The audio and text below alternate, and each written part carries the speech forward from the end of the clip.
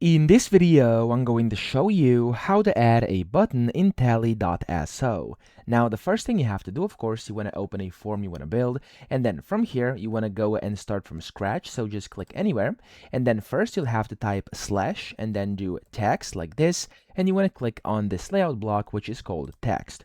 Now, whenever you do this, you can type whatever you want in here, so we're just going to be very creative and type in button because we are creating a button. Now, when you do this, you can highlight over it like that, and as you can see, this link will pop up. So you want to click on add link over here, and this is where your link is going to go. Okay, so at this point you'll basically have to type in or paste in your link. So I have a link to my YouTube channel over here, and I'm gonna click on apply.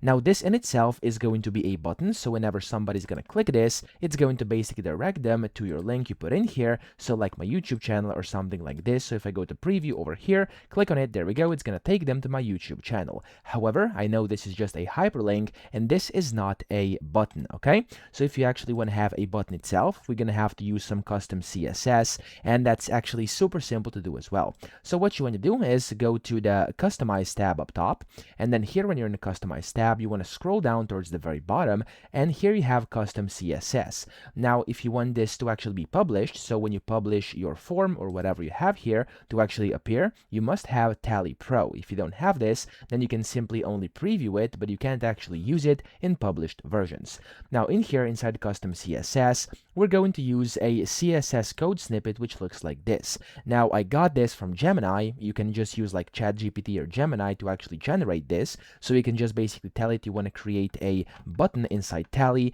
and then of course you want like a custom CSS to create a button, and it's going to generate this for you. Or of course the other alternative you have is to just simply retype what I have in here. Okay, however, it's going to take a bit of time, so I would just recommend using AI to do this. Now whenever you do that, you can just go ahead and copy it from your AI, and you can go and paste it in here.